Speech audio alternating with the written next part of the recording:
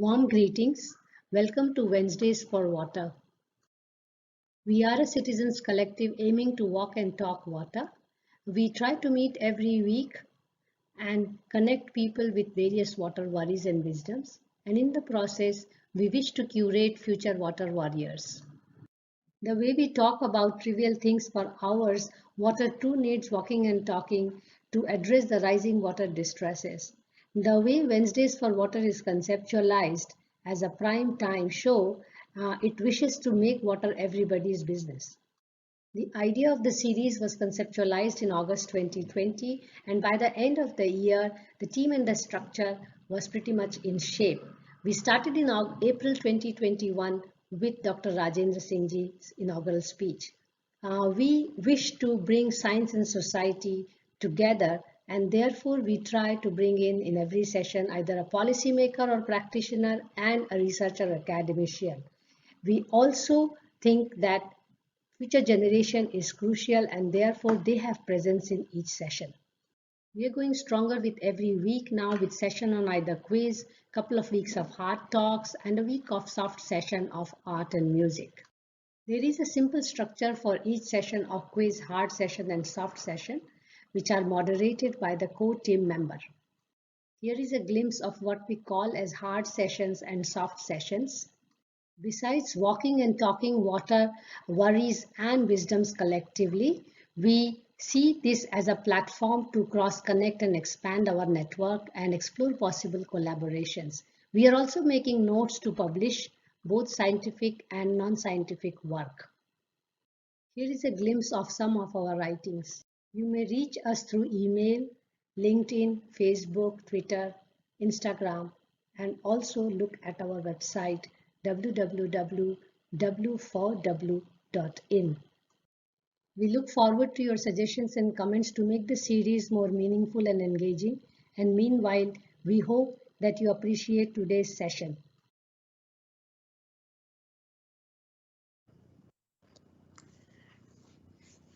Good evening and namaste everyone. On behalf of the Wednesdays for Water team and the partnering organizations TIS, Wiki, FluxGen, Counterview, and the Terry School of Advanced Studies, I, Fawzia, welcome all of you to the webinar on ocean life and livelihoods. We are organizing this talk to commemorate the World's Ocean Day, which was there yesterday on the same theme. It's absolutely a no-brainer that while the oceans make the earth habitable, we keep talking about ocean regulating rain, weather, climate, coastlines, food, and even the oxygen that we breathe, the value of which, we came to know even more during the second phase of pandemic when we were just running around from pillar to post arranging oxygen for our loved ones. We see a continuous deterioration of coastal waters owing to pollution and ocean acidification, loss of livelihoods, and threat to coastal communities due to frequent cyclonic storms and coastal erosion. India has a massive coastline, almost about 7,500 kilometers, but also India is among the top 5 countries in the climate risk index. So it stands at actually at 5. And the two cities, Kolkata and Mumbai, if you look at the list of vulnerable cities, Kolkata and Mumbai perhaps again fall in the top 10 cities which are at risk due to sea level rise. In the last 1 year, we have actually, while we were grappling with the pandemic, we also had very intense cyclones both on the east coast and the west coast, the Amphan, Yas, Taukte, all that has been there in the past just 1 year that we have experienced. Of course, it can be attributed to the global warming and a lot of heat, almost 95% of the heat getting trapped in the oceans, making it conducive for the cyclones. Ocean has also been, vital conduit for trade and transportation for time immemorial. And the ocean economy contributes to almost about 4% of the GDP of India. Government of India is laying significant emphasis on the blue economy. In fact, in the last budget, the finance minister has announced substantial investment for the development of modern fishing harbors and fish landing centers. Emphasis has also been laid on technologically advanced deep sea fishing vessels with modern supporting facilities for optimally harnessing the potential of exclusive economic zone and high seas. And they say that the aim of that is doubling income of fishermen and other stakeholders, but that's something that time would tell us. And it's also meant to power the economic growth of India. So to discuss all these issues, and the grassroots actions that people are taking and the role that youth can play, we have with us two experts and we have one student discussant. So our first speaker is Ms. Swati Ganeshan, who is the area convener and fellow, Center for Resource Efficiency and Governance, TERI. Swati Ganeshan has over 12 years of research experience and 3 years of media experience. Her research is largely focused on geopolitics of natural resources with a focus on energy and non-fuel minerals, marine resources and sustainable development, resource security and energy governance issues. She has collaborated and contributed to research on blue economy, geopolitics of conventional and non-conventional energy, role of energy in European Union, hydropolitics in the Ganga-Brahmaputra-Meghna basin, global and regional energy security cooperation, among many others. And she has led and been part of projects supported by many national and international organizations. Her research interests include sustainable development goals in traditional security framework and maritime security, including blue economy. In fact, I've been part of a couple of workshops that Swati has done in the past, and that's how I got oriented to blue economy. She's also network manager of Sustainable Development Solutions Network, South Asia Secretariat, which is hosted by TERI. So on behalf of the Wednesdays for Waters team, I would like to welcome Swati. Our second speaker is Elsie Gabriel. She is an ocean conservationist. She is the National Coordinator, Oceans Climate Reality India. And that's again another thing that Elsie and I share in common, that we are both climate reality leaders, trained by former Vice President of US Al Gore in 2014 in Brazil. She has drawn on her skills as an activist and expert in mass communication to champion several environmental causes. Elsie is ambassador for Indian Ocean Quest Global International, founder Young Environmentalists Program, National Coordinator Oceans Climate Reality Project, founder co-chairperson Ocean School India, and award-winning author, climate change advocate and global speaker. She is professional association of, she's a qualified professional association of diving instructors, certified diver, and she scuba dives to explore the ocean surface. So while I feel I know only what's there, on the surface of the ocean, but she knows what is hiding beneath and how we have really ruined that as well. Actively engaged in conservation of Powai Lake. Her expertise lies in environmental law, mass communications, climate change, and ocean communities. Our third speaker today is Parth Tandon. Parth has joined us as a discussant today. He's a student of Masters in Environmental Science and Resource Management program at the TERI School of Advanced Studies. He is also the sub-editor of Vasundhara, a quarterly magazine by Eco Club at TERI SAS. A little bit about that he would be sharing today as well. He completed his graduation from St. Xavier's College, Mumbai. As a student, he has always loved reading newspapers and following international news. He's fond of writing letters. That's so amazing in the world when people believe in only social media posts. He believes that no social media post can be as expressive as a leader. So he's an avid reader and a nature lover. He likes engaging in activities that help in generating awareness amongst the masses about climate change.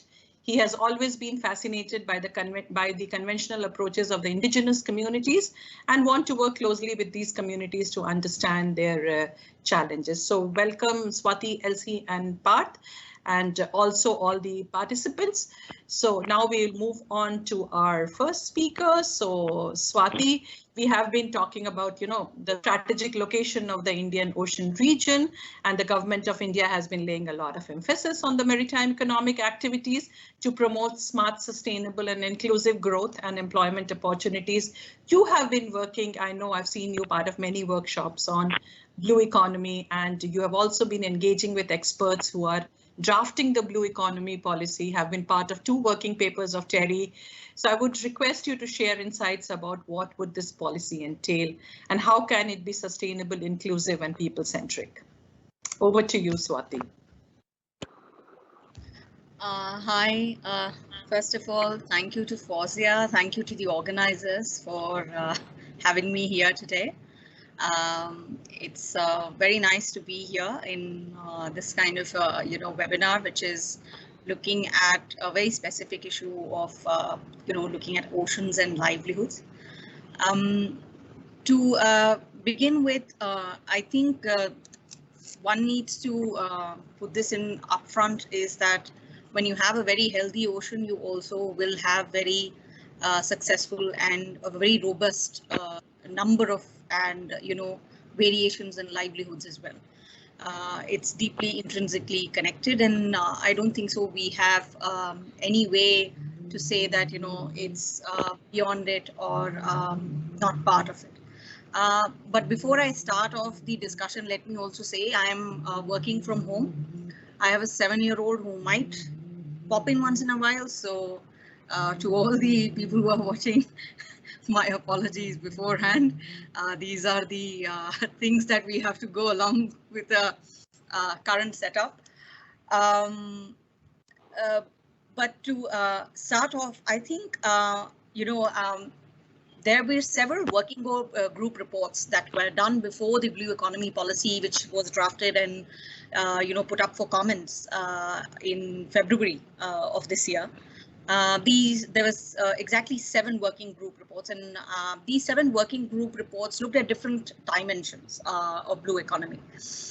The way blue economy has been defined numerous times in numerous ways by countries in very, very different ways. Also with different terminology. Somebody wants to say blue economy, somebody wants to look at it as ocean economy, somebody wants to call it sustainable ocean economy, so on and so forth. However, the premise almost is pretty much around the same aspect of looking at ocean issues or looking at sustainability issues, looking at economic issues that are involved with ocean. And I think one working group report has provided a very good working definition, which encompasses for India, wherein they are looking at the economics of it also, they are looking at the sustainability also, and they are also looking at the security and the cooperation aspects as well. So it's quite a nice working definition that has been brought together under the working group report. Now, over and above that, all these 7 reports have looked at different aspects of the blue economy, looking at the traditional sectors, looking at coastal tourism. Some are looking at, also there is a specific focus on under port trading, infrastructure, manufacturing. You also have skill development, which is a key area. And you also have other sectors which you are looking at, which looks at fisheries, so on and so, including science and technology. Now, when we were also looking at our working paper, we wanted to first lay out, just provide a lay of the land on what are the major sectors where we have livelihood issues, or the people are part of it. One needs to also understand that this is highly informal sector. Most of the sectors which are within blue economy, especially in India, are informal. You do not have, a very robust data on the number of people who are being employed on an average on an annual basis, the number of people who are moving in and out of these sectors, and also across the value chain for each and every sector which is there. So if in case you're looking at very traditional hardcore sectors within blue economy, you have fisheries, you have tourism, you also have shipping industry, ports, infrastructure, energy, all of them. Some of them have some more strengthened data on what kind of employment opportunities and number of livelihoods and number of people who are employed, but many others do not have that core data, also because we are quite informal in terms of the sectoral approach in these areas. What is also interesting is that the formation and the baseline of some of the sectors is also pretty to say on more towards, rather than being very modernistic, it's still artisanal. Like, for example, in fisheries, it's still about, small boats are being utilized and motorized, and trawlers are not being part of it. over a certain number or certain size of a boat, you're supposed to register it. So that's how you come to know. But much of them actually still use, basic artisanal boats for fishing. So there are much number of fishermen who are probably also not within the listings. When we look at the livelihoods, I think there are we are looking at two aspects or two types of livelihoods here right now. There is one type of livelihood which is completely more looking at unskilled, or let's say skilled labor, but a labor which is not part of the, let's say, the set formal sector jargon, who will be probably become a part of a larger number, which is much more specified, much more accounted for. That's one. The other is the highly skilled labor. It's very interesting because oceans, like any other sector, has these two very strong sets.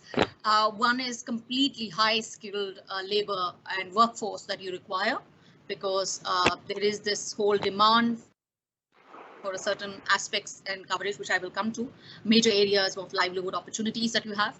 And the other aspect is the ones where you already have. For example, if we take fisheries, we have around 16 million fishermen who are part of this sector, but there are much more and many others who are probably doing it more from a seasonal aspects as well. Some who are moving between livelihoods, taking up fishing during a certain season, then giving it up and moving to some other season, who are not being accounted for. So there is that particular sector. And then you have sectors such as ocean sciences. You have sectors which is much more about where you have aquaculture or MSMEs, or also sectors wherein people are part of the technological aspects, where the workforce could easily be specified as well. So now, why is the numbers on the workforce very important? I think it's very, the working group actually looks at this particular aspect, that there is a requirement that all our accounting indicators also take into consideration these informal groups, so that you can create a better set of indicators, and these indicators could be the baseline for you to make policies and schemes and initiatives that are much more directed towards creating capacity, building human resources, providing initiatives, schemes and programs to different types of workforce which are involved in different sectors. We do have sectors which we do have a shipbreaking sector, which is let's say one of the largest in the world, and also which employs quite a number of population. Directly, you have, let's say, around some reports say around 35,000 people are directly employed, but there are more, maybe 15, 20, or even 30,000 who might be indirectly employed throughout the value chain of shipbreaking itself. It's one of the most hazardous and also the most dangerous, one of the most dangerous sectors that you can be employed in. However, there are still a much more systemic aspects that are required in terms of safety, in terms of security, and also in terms of sustainability and ensuring environmental aspects. India has just signed on to the Hong Kong Convention and has now a National Recycling Act, which now allows us to make it a little bit more sustainable, and also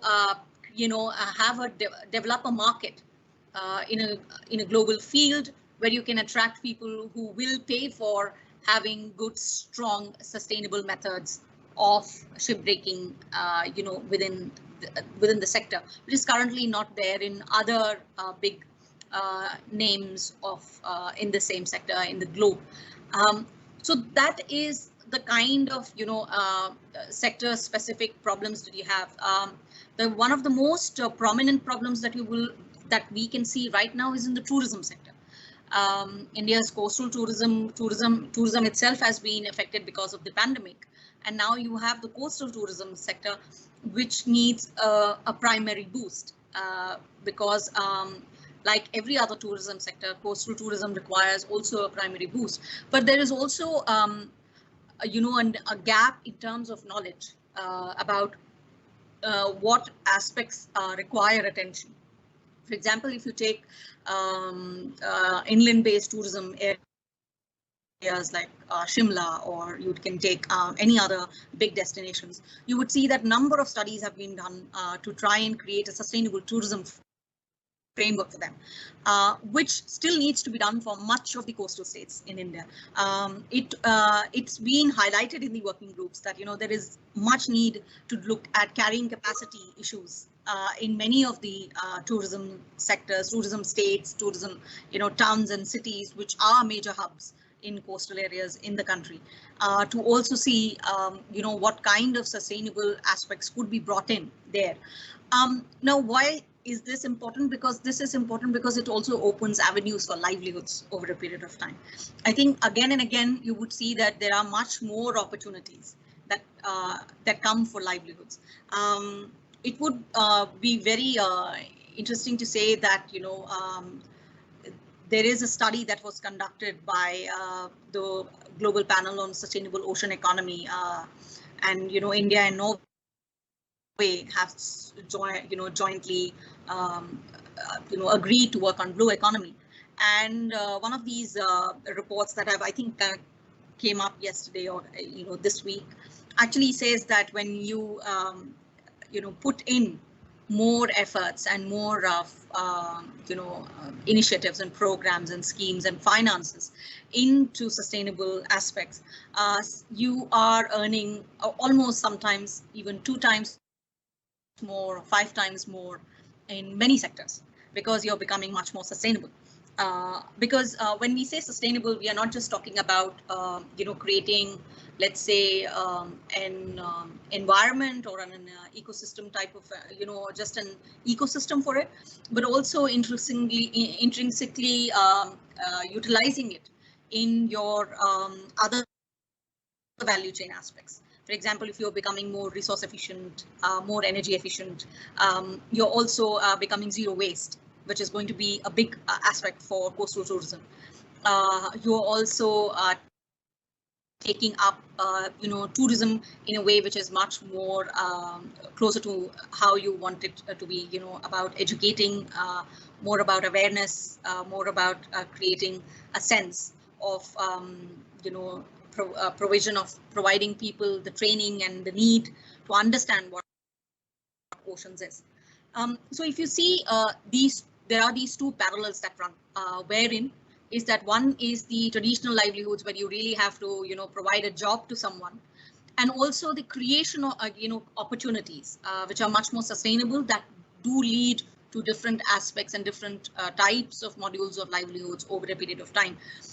Now, from an ocean sciences perspective, it's going to be a big thing for India, and I think because I'm sure there are a lot of students here, it's a major area that we intend to look at. We intend to have focus on marine biotechnology. We intend to have a lot of work on ocean sciences. We are also looking at deep sea mining. We are looking at marine biotechnology, which is going to be quite big. Marine biotechnology has become a big thing across the globe.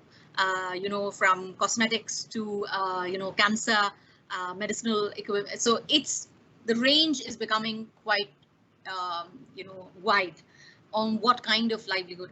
So for people with a much more skilled set, you have these opportunities which are there in the future, which one needs to look at. And the blue economy policy has envisaged that there should be much more focus on building institutions and knowledge institutions that will allow this kind of a fostering of knowledge and also careers and livelihoods in this area. It's very interesting because these 2 parallels have to run quite similarly, because just creating one side will not be enough, because we will need both sides to run parallelly, so that there is a much more understanding on how to to have a very sustainable development of the oceans, which is very well balanced, and especially it's quite a need for a country like ours, wherein the food security of almost a major part of the coastal states depends on oceans, and having a very healthy ocean is probably a precursor to everything, to ensure that we have livelihoods as well, and we also are able to tap into the kind of development that we want to do. So I think these two aspects are something that we have to look at. I would probably wait for the questions to come in and hand it over to Luciana. Thank you very much, Swati. I was so actually, I got so involved in your discussion. I was trying to relive a lot of it, which I've heard in the past, but at the same time, it was so very comprehensive and so aligned to the theme Ocean Lives and Livelihoods, wherein you touched upon all the sectors, the formal sector, the informal sector, the marginalized who are there along the coast. You also looked at the ports, the infrastructure, and I think there was so the ports, the infrastructure. You actually focused on fisheries and of course on the small fisheries. So I remember, I attended a conference on too big to ignore, and that was all around small fisheries and how big that sector is and the people who are involved with that. So thank you very much. We'll now move to our next speaker. Elsie, and Elsie has been working in ocean conservation space very, very closely. And we all know a few questions, at the time of registration also Elsie had come around plastics and also around a lot of waste that actually finds its way into the water bodies. They did mention about, the recent cyclone, how that waste ocean had given it back to the people. So in that, along with the tide, how it came back and it was deposited on the land again. So amidst all this, the triple environment threat of biodiversity loss, climate disruption, and escalating pollution, I know you have been working extensively with youth groups on ocean conservation. So I would like to request you to share some of your work and how youth can play a role in bringing about transformational change. Over to you, Elsie. Thank you so much, Portia and Terry Institute. And good evening also to all our other panelists and to the participants here today. Of course, as an educationist and the founder of Young Environmentalists, we focus basically on the youth, academics, connecting it to the academic curriculum. So our education, ocean education, is two-pronged. Basically, what we started just last year to focus more on two-fold approach, that is bridging the gap between TDK and scientific information, scientific knowledge, and also trying to involve the indigenous ocean and lake and river communities living close by. So usually, I mean, for the last 15 years, in fact, we've been working with the Powai Lake here in Mumbai, and then on to the Methi River, and then of course all the oceans. But then the students, some of the senior students, I mean, they're quite, alert and very, very knowledgeable. And they would say, where does the plastic come from? And that gave rise to the question that we needed to retrace our steps. We needed to retract and to, revert, literally. So we again researched the whole of 2019, in fact, and got back to the source of plastics and the communities living around the lakes, the rivers, and the oceans. So most of my education is connected to the chapters of the curriculums in CBSE, ICSE, and municipal schools, vernacular schools, international schools, connected to each subject. And say if it's English, it's environmental, journalism. If it's law, it's environmental law. And if it's geography, again, field work. So we're trying to enforce, of course, as an author of Get Out, Get Going Outdoors book. I mean, now it's not feasible anymore, but we're looking and planning and researching that post-COVID 22, I think in Jan 22, we'll be all set to again enforce interactive education. So we're looking at more field trips, also to bridge the gap. Post-COVID scenario, how do the young adults and the students get back to academics? So a very nice, smooth transition would be to really put them out there on the field.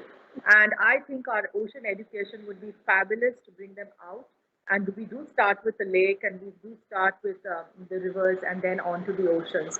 So getting them to really get their senses alive and to document, research, analyze, and then reach their deductions.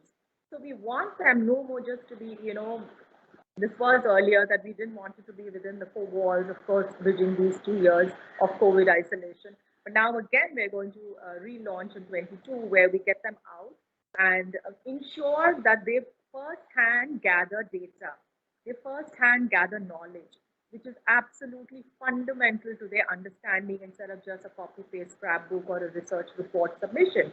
So we want them to get out there. And then we said that now we're going to use field work analysis. And then we do have some of the fisher folks, in fact, as a faculty. We do have some of the indigenous people as a faculty. And we do have sessions with them where they are the ones who are giving us their data. We use the methods of storytelling. In fact, storytelling also is a way of keeping the students engaged and making it interactive and help them to absorb and document the fine analysis of make a structure of the story that the senior citizens or ancient mariners of the fishermen and the fishing community, in fact, the women, the men, everybody who are sharing with us to draw and analyze from that.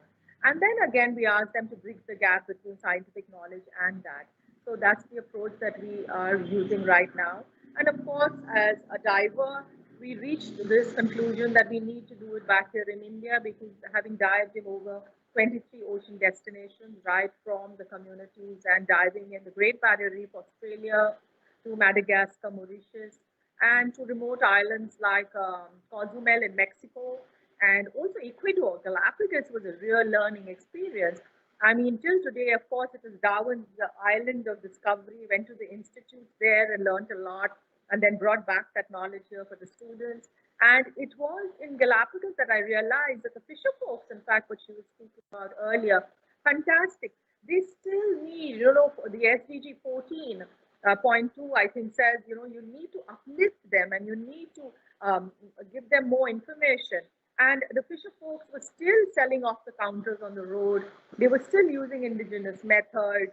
I mean, of course, it is respected that they maintain their, traditional ways and habits and means, but we need to enhance them. So not only India, I mean, I've seen this even in Malapascua in Philippines and Bali and Thailand and Malaysia and even the other areas that I have dived in. So I've been collecting research through my dives on the ocean, communities. So our future projects are going to be based on ocean communities as a source of information and documentation and research, where fishermen will play a very big role. And at the second half of 22, we have outlined as gender equality, involving the ocean habitat communities into inclusive, place, holding a place in the policy making decision place in the governments and the municipalities and their local island setup, political setup, where women will be represented equally. So we're right now researching on that and would love to share more knowledge from ma'am on that, because she's so knowledgeable on the fishing communities who spoke earlier. So these are the three-pronged approach that we, pillars that we do work with the youth and try and make it interactive. And of course, they dive with us, and we do teach them the diving course and take them to literally see the reef, see the bleaching, and see the seagrass being withered, and see the turtle habitat, and see how much is damaged and how much needs to be done. And when you take them to the sandy beaches, they literally can see that, you can't see the microplastics. I mean, then they tell me, ma'am, it's no more fashionable to just pick up plastics on the beach anymore. I said, now you have it. Now you have it. You cannot see the microplastics in the sand, can you? No, you can't. So, before getting into that part of interactive education, we make them do sand art and, be on the beach. In fact, the ocean is our classroom. The outdoors is our classroom. I'm a strong propagator of outdoor education. And so that's how we teach, like microplastics or the fishing community. And I invite the students here present here today to please join our ocean group. In fact, Climate Reality Project India has an ocean group, and we will have the students community doing field work the moment isolation opens up, and get first-hand knowledge by documenting and doing your field trips at the ocean. So do join us for that. So that's the kind of work we do, and we'd love to collaborate to take this higher, get more modules, and uplift these programs. And that's how we make it interesting and interactive, as well as academically satisfying. Because we do not, I mean, the system here, the educational system in the lower school and primary and secondary, and even, of course, right up to masters and other, scenarios, polytechniques, whatever. I mean, they're very curriculum bound, and the institutes don't have time. So we ensure that it covers their project work behind each chapter. And that's how we make, consume that time, and we fulfill that criteria of the projects behind each chapter and every subject, try and involve the ocean and its ecology. And of course, this year's theme, UN theme very rightly is, hashtag generation restoration. And we're running out of time. We just have 10 years.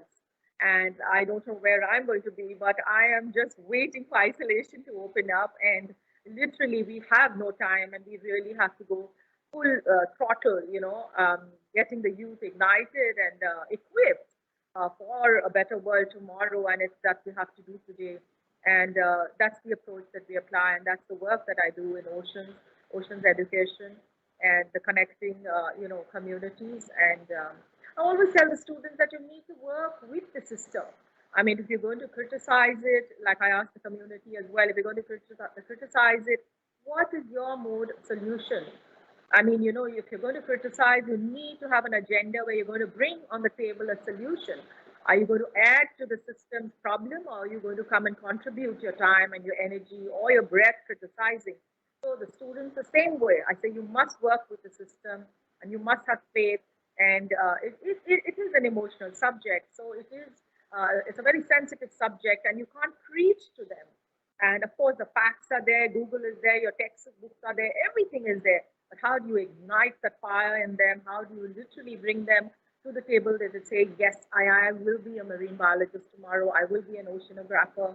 I can take up in ocean law. I can, be an activist, or I can pursue this biotechnology, and so many fisheries and things like that. So we're slowly trying to make oceans also as career options for the senior adults and the senior secondary and the higher education. So that's how we involve the young adults and the student community into our ocean education.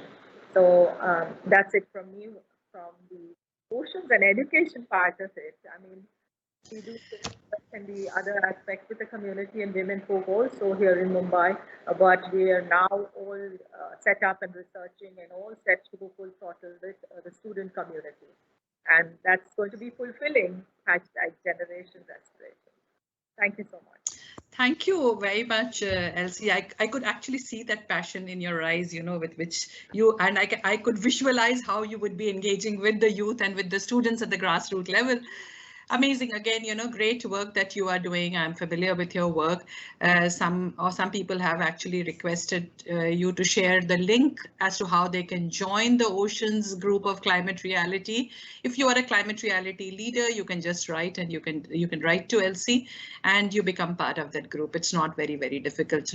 The other thing is microplastics. There have been questions, and there are people who are a little more inquisitive about that, but we will come to it in the Q&A session.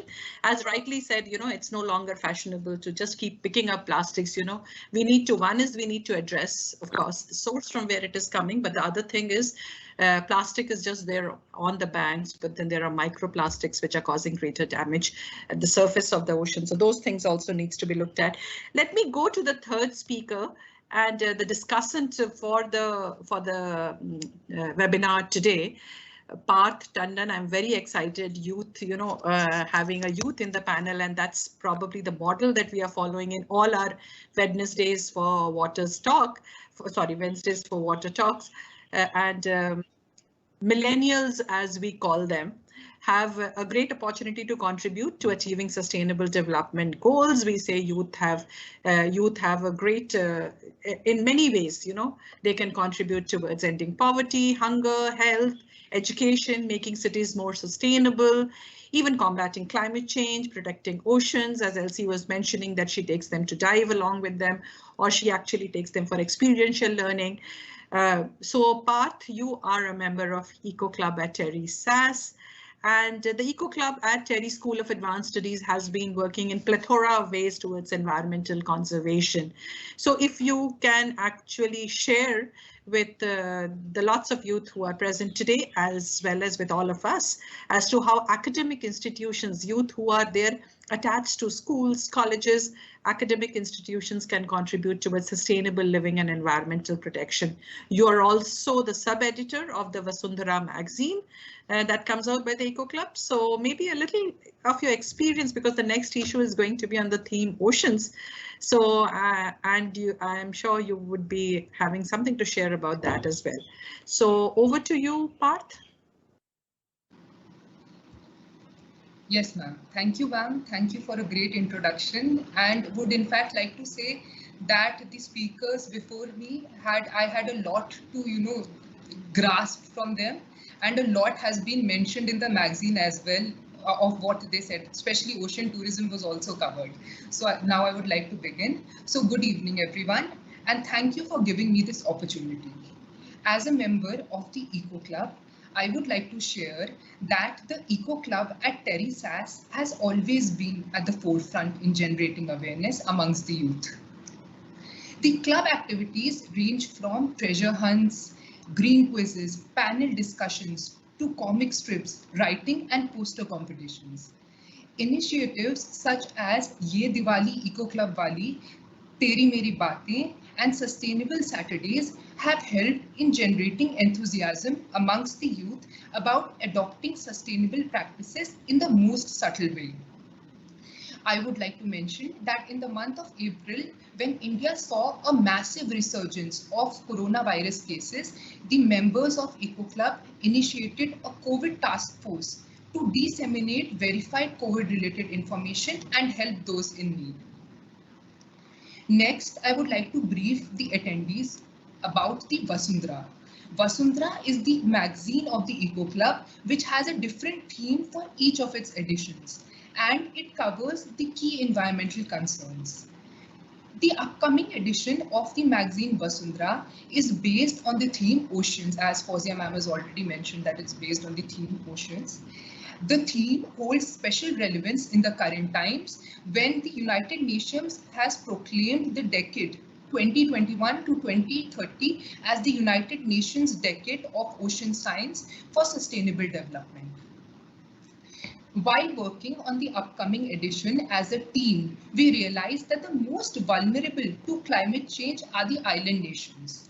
Hence, we did immense research and came up with articles laying emphasis on the deteriorating status of islands such as the Maldives, the Republic of Indonesia, and Singapore.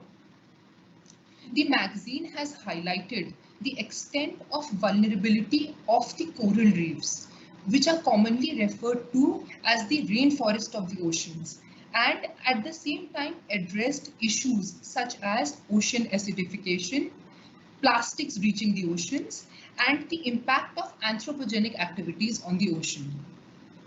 Thus, while making the magazine, utmost care has been taken to address all the issues related to the oceans, and besides that, there is also a separate section which is dedicated for the current affairs. It is to keep the readers informed about current affairs. Writing and editing articles for the magazine has helped me gain a deeper understanding of the marine realm. I have realized that oceans are not mere bodies of water, rather they are a source of life on the earth. Now I think that the world talks about going green, but after working on this edition, I believe that it's equally important to go blue and conserve our oceans towards 2030.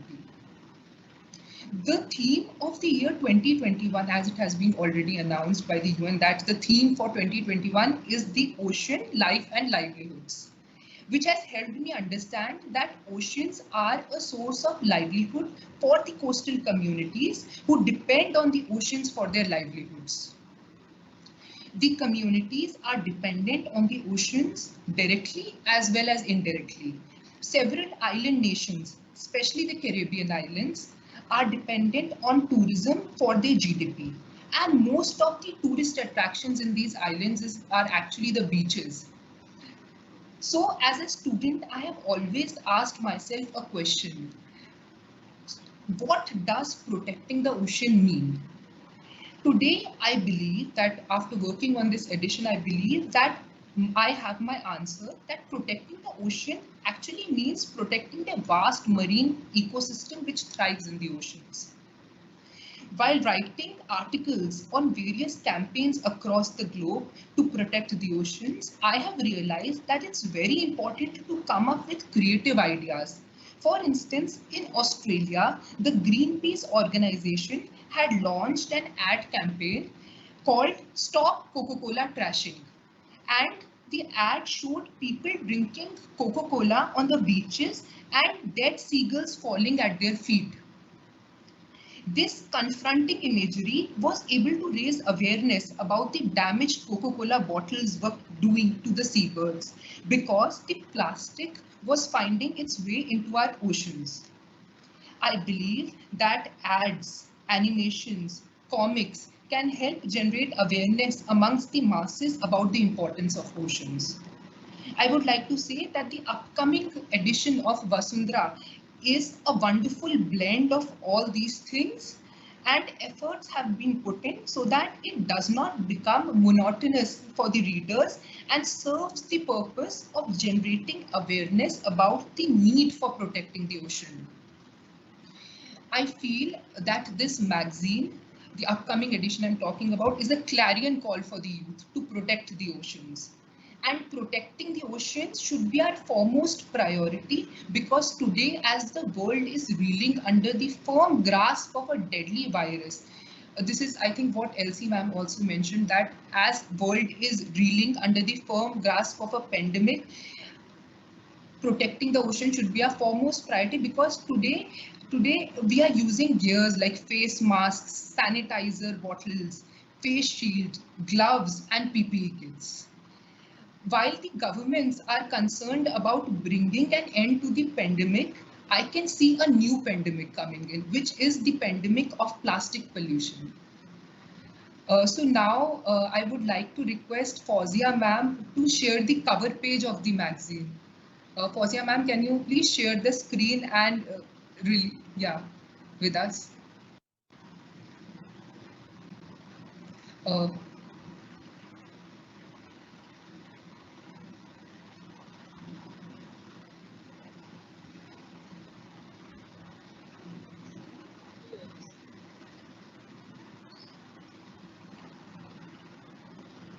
Thank you, ma'am. Thank you for.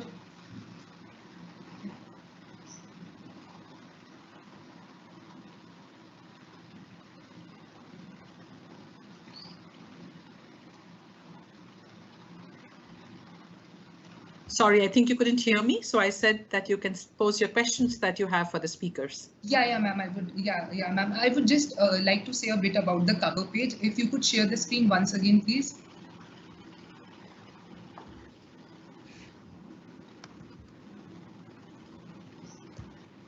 Thank you, ma'am. Thank you. So I would just like to say a bit about the cover page because lots of efforts have been put into that. So as we can see that the title of the upcoming edition is The Blueprint. The cover page, as we can see in this, depicts how plastic finds its way into the oceans. The plastic bag shown on the cover page is symbolic of the vulnerability of the marine life because the loggerhead sea turtles, as again Elsie ma'am had also mentioned about it, loggerhead sea turtles are known to make mistake. They mistake plastic bags for jellyfish, and this case of mistaken identity can be harmful to these marine reptiles. So besides covering, so as we can see in the cover page, that we have also covered the highlights of the interview which we had with naturalist Yuval Neves. And the cover page also reiterates our major takeaway while we were working on the magazine, which was that it is impossible to go green without going blue. So in the end, before asking questions, I would like to say that extraordinary times require extraordinary measures. And the upcoming edition of Vasundhara is one such extraordinary measure that will definitely help us provide a way forward towards 2030. So working on the magazine has been a delightful experience, but there are a few questions in my mind which I would like to pose in front of the panel today. So my first question is for Swati ma'am. So I'm going to say the question now. That the first question is that the government is planning to develop Lakshadweep on the Maldives model. While the environmentalists and local population have raised their concerns, what do you think can be a way forward to address this issue? Swati ma'am, if you could answer this question. I hope it was clear, the question. Yeah, so so there are obviously it's a pristine environment, and obviously we do not want any pristine environment to be, to be degraded in any way. I think the middle path for many of these things is to look at, some of the policies and initiatives that we want to look at from a, in the blue economy framework. For example, let me just take a small example. We intend to, probably forge into marine spatial planning, MSP. And through MSP, there are various ways you can create marine reserves. You can also create MPAs around these areas. And these MPAs could be a very good way of trying to, bridge that gap to build livelihoods as well in a much more sustainable manner, wherein these MSPs could have, provide adventure and environment tourism, but which is much more sustainable in nature, wherein you are trying to keep it to the ground, to the reality, and use it as a tool to create awareness. And you also create reserves where people will not be allowed to go at all, so that they thrive in a much more formidable fashion. I think one needs to create those, probably, how do you say, there is quite a thin line that everybody has to walk through. There is obviously an interest for people to, I think there are many places that could just be let be the way they are. But obviously there is quite a significant number of population living in these areas as well, who also wants some type of livelihood for themselves. And for them to be able to, pick up certain opportunities, they need to be provided the right tools as well. So if we start off from a sustainable fashion, I think that is something that we will be able to probably provide them opportunities and livelihoods, while ensuring that you do not probably degrade the environment in any way. So, and I think some of the working group, specifically the draft policy has many mechanisms that could be utilized to, create those probable, bridges, and also to try and, create, let's say, a pathway to understand how the environment is, how fragile it is, in which areas are fragile, which should not be touched, where it could be looked at, things like that. So that's my take on a personal take in that one. Thank you, ma'am. You answered it really well. Thank you, ma'am, for answering. And my next question is for Elsie, ma'am. So I'll read the question. So as I have already mentioned, that the pandemic has brought a drastic increase in the single-use plastics, which includes masks, sanitizer bottles, and other protective equipments. In fact, in the year 2019, before the pandemic, the central government had committed to phasing out single-use plastics by 2022. But now this seems impossible. So how can we reduce single-use plastics in the present scenario? I think it was just yesterday, in fact, the Environment Minister again has relaunched his campaign, reiterated that he will establish. It was just yesterday, I think, that he did mention that he's going to do away with single-use plastic. I think it's coming forth. But then again, there are so many, gaps. There's so many loopholes, even if it's implemented. I mean, what types of plastics, the grades of plastics, the microns. I mean, this debate has been going on for years, and that's what been stopping the entire industry. And and from really stopping single-use plastic. So the alternatives, I think, would be just to avoid them altogether. I mean, we do propagate zero waste management where you do not, end up with any waste at all. So make sure that you do not touch the plastic at all. So you're not at a confusion whether you're going to be using, single use plastic, or whether you can recycle that plastic, or whether you're going to go for a collection drive for the plastics. But here, or whether you're going to segregate mindfully, and whether it's going to be disposed of mindfully. Again, what can the government do? They have, the best of best high-tech incinerators, and you have more landfills. And this is all contributing to global warming, more methane, more carbon, and it's just going on and on and on. So I think the best thing would be that it should go into biodegradable altogether. Yeah. In fact, this year, the students during the pandemic, I can give, all the student participants here too also can take up this project of banning the, doing a plastic audit in your home. I mean, check out your bathrooms, your bedrooms, your hall, your kitchen, and try and audit the plastic. See which brands do they come from. See what types of plastic are they. Are they recycled? And they're still going to exist even if they're recycled plastic jars or whatever. And just collect that and mindfully dispose it off with your housing society or your compound, and see how you can replace that with earthen pots and with glass and whatever. So this is one assignment for students at the last end of the COVID isolation. You can still do that and do a project report on your plastic audit at your home. I'm not asking you to leave your premises. And in the safety of your home, you won't believe the amount of, plastics that come out. So that's one way. And of course, the government will be increasing. They don't have many incinerators in place for the PPEs and for the biomedical wastes yet. There's still a struggle, a huge struggle, trying to meet that. And it looks like in the near future we're going to continue using these plastic, medical, protective gear. So we need to up our game, and we need to have incinerators, more incinerators with the municipality in place, and see how we can make it more biodegradable. The same PPEs, how they can be made biodegradable. Of course, medically they may not be fit, but these are the alternatives. And did I answer your question right? Was that your question?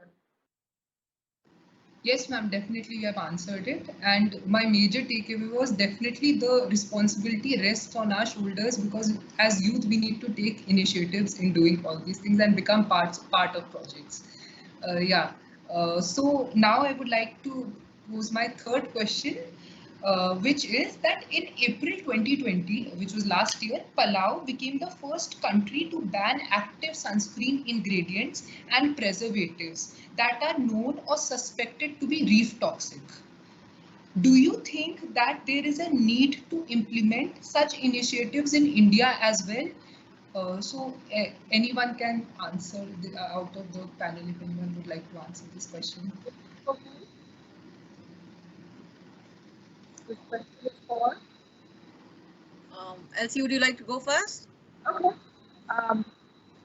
You talked about, can you repeat again the sunscreen? Should I repeat I'll repeat the question again. Just the pointer. Yeah, I just want to know that in April 2020, Palau became the first country to ban all active sunscreen ingredients and preservatives that are known to or suspected to be reef toxic. So do you think that there is a need to implement such policies in India as well to, Absolutely. In fact, India has been a very traditional country, and we've grown up, and I think half the women will never admit it, but they are betrothed to kitchen cosmetics. I mean, we Indian women and we Indian divers and everybody in the Indian continent, are very, very eco-friendly. And of course, there's a new throng of, Western cosmetics coming in, and new sunscreens and new creams. And of course, it's just the education that you need to imply in place, and let them know what is the chemical reaction that if you're going to wear this cream, if you just preach to the divers or your student communities or whoever that you don't need to use it, it doesn't make sense. You need to tell them about the chemical reaction of what's going into the water, what is the transformation and how it's going to bleach the reefs, how it's going to affect the marine life. So that's the technology that we need to get down for them to really. That's why when we take them to the ocean, we explain these things. And many now, of course, there are many options of biodegradable sunscreens. And in fact, we don't use any creams or sunscreens even when we dive. You know, we are just sunburnt and the hair is burnt and everything is discolored. But that's the way we divers are. I mean, we understand, and I think I dived in 23 destinations. Divers have been studying, and surfers as well, are the agents of change where environmental and ocean protection is concerned. And they're a major group because they live there. They're with the ocean, with the, you know, tasting the salt and seeing the sand and diving and seeing the turtles with plastics and the reefs which are bleached. So divers are very aware. So anyone who goes into the water, I mean, of course, there are holiday makers as well who go into the beach. That's another community that we'll have to interact with as well. But there are plenty of, we haven't come to the stage where we have to put a total ban, because people have already very successfully already realizing the, you know, ills of synthetic and unbiodegradable sunscreens and creams and things like that. So we're already, the movement has started. I think if there's a ban, it will be good, but people, the community are intelligent, and there is a ray of hope. People are changing.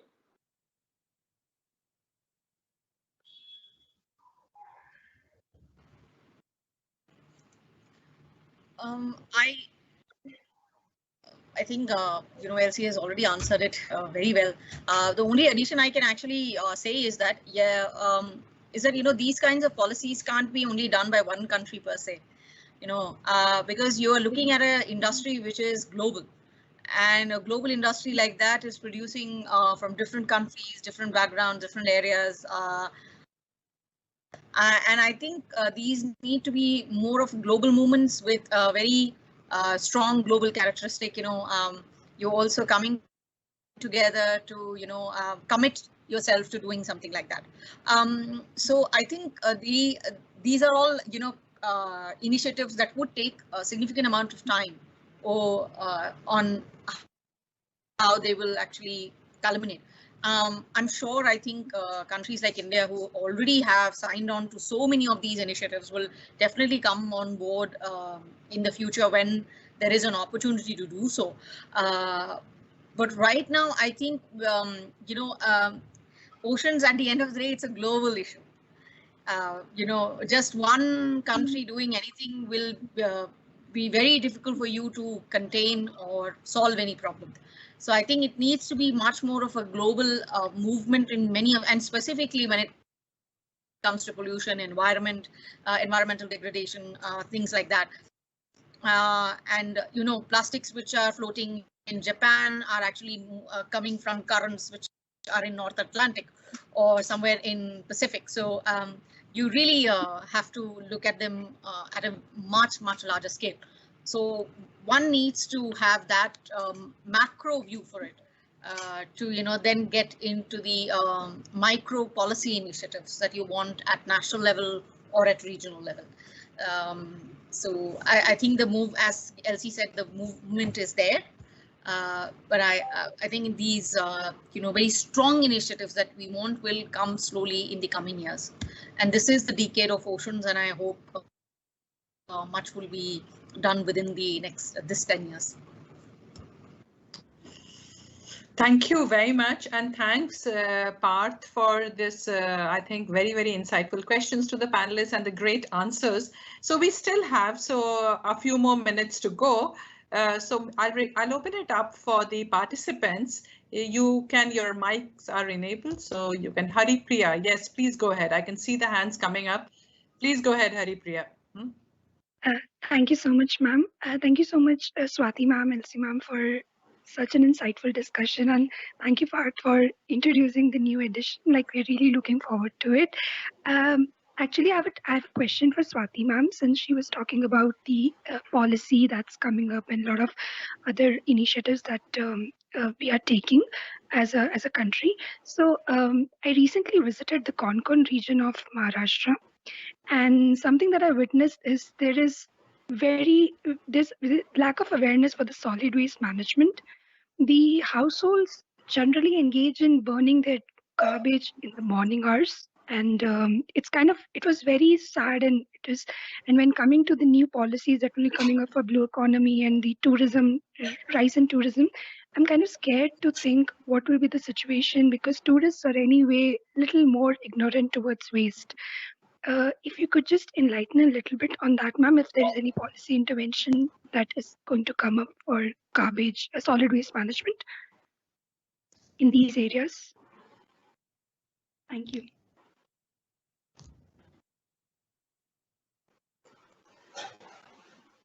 Swati, did you get the question? I will request Haripriya, otherwise to repeat. I know you requested for 2 minutes. Yeah.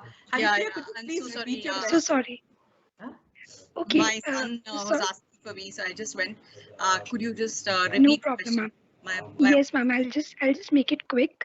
So, ma'am, I recently visited the Konkan region of Maharashtra, and I witnessed that the solid waste management has a really big problem there. The households are engaged in burning their garbage in early hours, early morning, and it's almost the trend in every household. And it was very disappointing, because I was kind of thinking what to do about it, but okay, that's a different thing. But then coming to the new policy that are coming for blue economy, the rise in tourism, the ecotourism per se. So I think tourists are anyway more ignorant as compared to the indigenous people and the local communities. So the solid waste problem is going to just exacerbate. I fear that. So is there any intervention, or is there any clauses in this policies, upcoming policies, that takes care of the increase in solid waste as such? The treatment plants, or in these areas, like areas where we do not have much technical expertise for solid waste management? Okay, first of all, I am not a solid waste management expert, so obviously I will not be able to give you a very, very much full picture. But waste management is a big thing in most tourism, zones in India. You can see that very good, mechanisms have been built into many, high tourism zones. For example, like Shimla. You now have it if you go to many other, like Mussoorie and everybody. So all these places have now started having these very intensive waste management methods, even for water, how, water usage and everything. All of this is being done.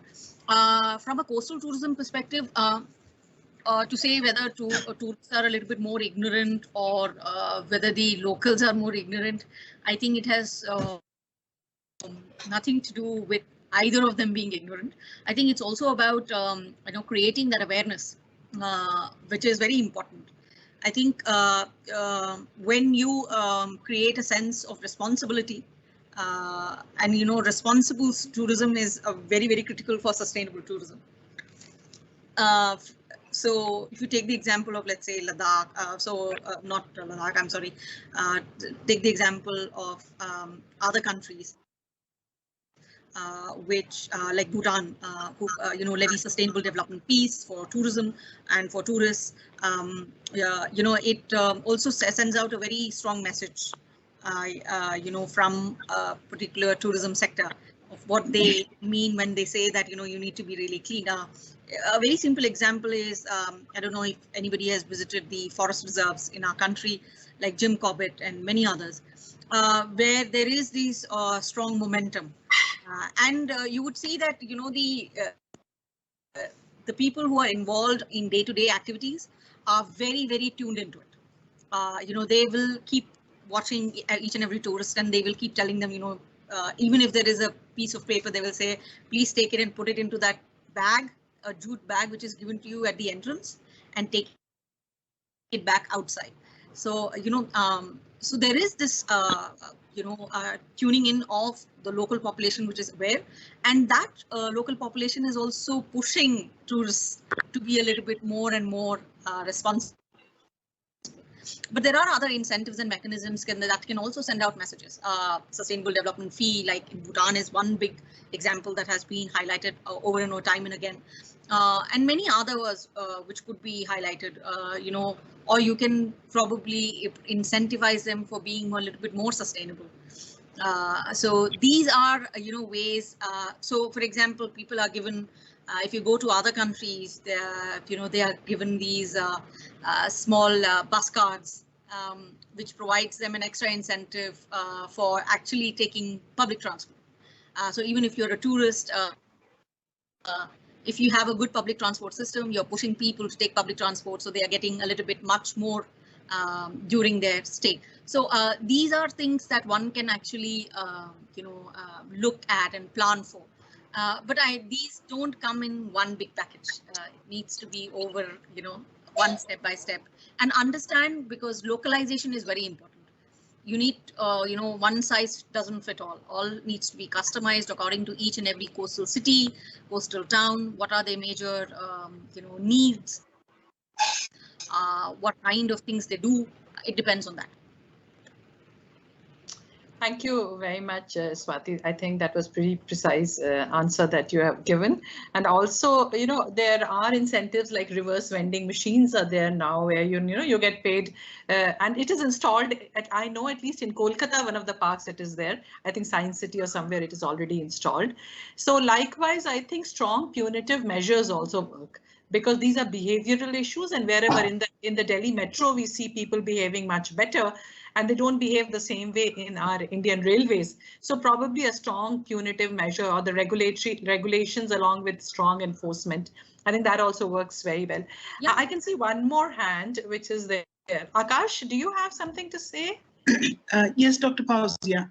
Yes, Dr. Akash, please go ahead. Yeah, good evening, everybody. It was a very inspiring, actually, talk, and I mean, topics covered from different areas and very, very pertinent issues highlighted. I want to acknowledge Dr. Pausya, yourself and your team, to kind of arrange such a very nice session. I mean, for me, it was good to hear Parth and the Vasundhara team, you know, how they are working team-wise on every book, and I look forward to the upcoming Vasundhara on oceans. I'm equally happy to hear from Swati ji and also Elsie, who kind of, you know, presented their cases about the real kind of, you know, the real world situation and different examples. So I think it was a very nice session. Thank you. Thank you very much, Dr. Akash. So I see your hand. I'm not too sure. You know, it doesn't have a name. It says VD19239. May I know who has joined from 19239? Ma'am, this is Mehak Swami. Good evening, ma'am. How are you? Yeah, please go ahead. Please go ahead. Good evening, everyone. This is such a nice, like, it's a very insightful session. Ma'am, I wanted to know about that ships, the ships which come and stand on the ports. Like, there's a thing called port pollution, where even we have conventions like MARPOL and we have transboundary waste. I just wanted to know how far they have like been succeeded, because oil spills and that is general thing, but I was reading about this ships which keep on standing for days at the ports, and they create a lot of toxic, like they add to the air, a lot of toxic substances. My goes around that. So Elsie, would you take this question? But at the same time, I would also like you, because while registering, someone had a question on microplastics and the harm or the damage that it causes to the ocean. So maybe if you can address both together. We'll take this question. I had that microplastics. And can I have your key statement of the question once again, please? Good evening, ma'am. Ma'am, I just wanted to know that we have conventions like MARPOL, Marine Pollution 1, and transboundary movements of hazardous waste as well. But when we talk about the ships which keep on standing on the ports, the harbor pollution, which I was reading somewhere, I just want to know is how much reality first of all is in there. So Mehak, I'll just summarize it. So it's more about regulations, that on one side we do have a lot of regulations which are there, but on the other side we have ships which come to the port and they keep standing there for several days, and they keep polluting the coastal areas as well. So your thoughts on that, and the other thing is on microplastics, how it's damaging the ocean. Okay, so you're talking about the ships which are berthed at the ocean areas, am I correct? Yes, yes. Okay, so these come under security and international national laws, and this comes under the security department of the government actually, how long they can berth there and what are the territorial waters that they can come into. And of course it is dangerous. Of course there are oil spills. The latest one last year happened in Mauritius, and the whole mangrove area, the whole of Mauritius was very badly affected, being an island nation. And how much can we network with each government sector to analyze, if how far the boats can come and how much damage they do is also on the agenda of the government. But as of now, there are, I don't know the exact, kilometers, but there are specific laws in place, maritime laws in place, which do not allow the ships to come beyond a certain lagoon or a sea area, if I've answered your question. And then they have a smaller raft or a boat that brings them across safely through the lagoon areas and not touching upon the reefs and the other areas. But then again, that's a perspective which is, you very rightly questioned, because you don't know when it will get, where the reefs are going to come in and where the lagoon is going to be damaged, because this is the habitat of fish. This is the habitat where the algae grows, and this is the habitat of primary sea life, marine, biodiversity. So you are right in questioning that. And of course, there are no new laws in place as such, but that's something that the government can definitely look at. I hope I've answered your question. That's a very technical question. I think Swati ma'am can do more justice to that question. I'm not sure whether I can do justice or not, but what I can say is, we just joined MARPOL last year in 2020. And along with that, as you already know, that we are supposed to also comply with the Sulphur 2020 regulations that are coming in, because we have also looked into it, which means all of the sulfur content within the ships needs to be 0.5% mass below. So we have actually signed on to much of these regulations, and we are getting into other aspects also. There are many others which are still under consideration and under dialogue at different levels, including the BBNJ one, which has been stalled. It should have been completed last year, but due to the pandemic, it has got extended. But these regulations are, trying to ensure that we do try and minimize the environmental impact as much as possible. Yes, of course, there are sometimes when you have these problems, for example, the leakage, as Elsie said already, that sometimes it is happening. But much of it is to try and curtail as much as is possible, as close to the coastal areas, which are much more fragile than many other parts as well in these coastal zones as well. Even within at the even if it is 5 miles away, coastal all zones are very fragile. But I think there is this the idea of these each and every of these regulations is to minimize that thing. One we all need to also look at is how we can strengthen our implementation much more in many areas as much as possible. And I think this particular policy that we are trying to bring out, and I don't know, it's still a draft and it has just taken the consultations in.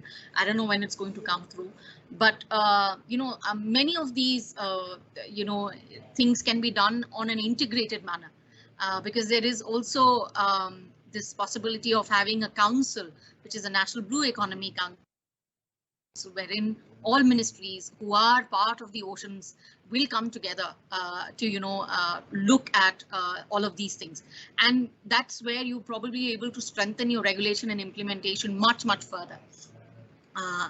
And I think that would be a very key, is that how we will be able to strengthen our regulation and our implementation, just by creating a lot of institutional coherence among different entities who are part of oceans development.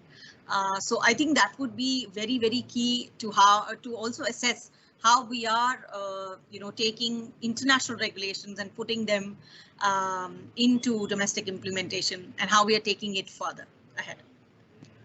Thank you very much, Swati. I think that was both Swati and Elsie. I think great answers.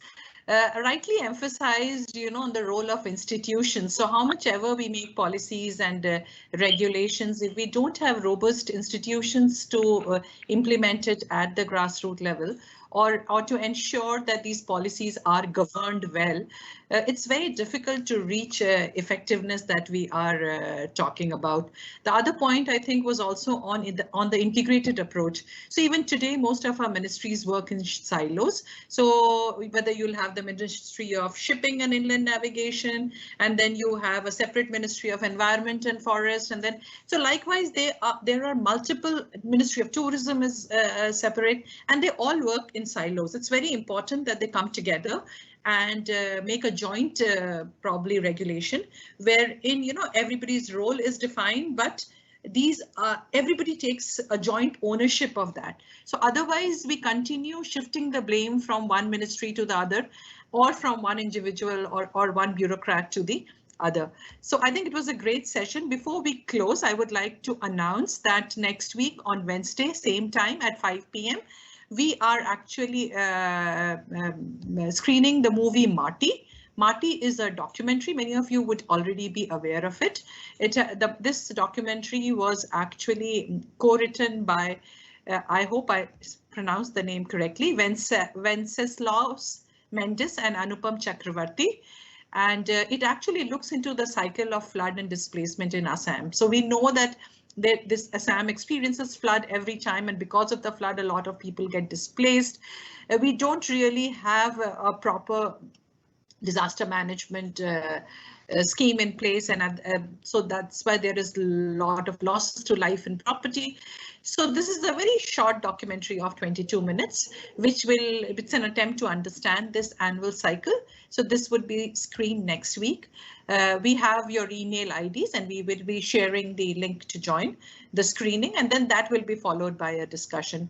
Thank you very much to our esteemed speakers today, Elsie, Swati, and Parth.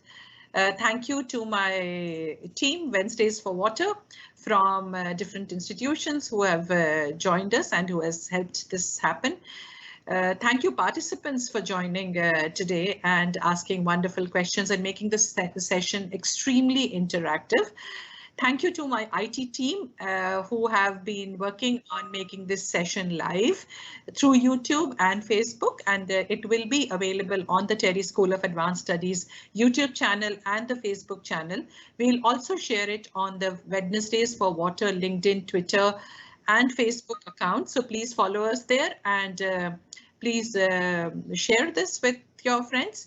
We look forward to you joining us for other sessions as well. I hope I've not missed out on thanking anyone else. So thank you, everyone. It was great having you this evening, and a very, very insightful discussion. Thank you. Thank you, presenters, for joining us today and enlightening us with your wisdom. Also, thank you all the participants for joining us and making the session interactive. We quickly take you through the citizens who make this collective: Vibhu Prasad Nayak, Fauzia Tarannum, Ganesh Shankar, myself Mansi Bal Bhargav, Rajiv Shah, Gautami Baviskar, Manisha Sharma, Megha Gupta, Srinivas M.R. and Basanta Subaya. We represent Tata Institute of Social Sciences, Hyderabad, Terry School of Advanced Studies, New Delhi, Environmental Design Consultants, Ahmedabad, FluxGen Sustainable Technologies, Bangalore, Counterview, and we are supported by Wikis Water Resources Council.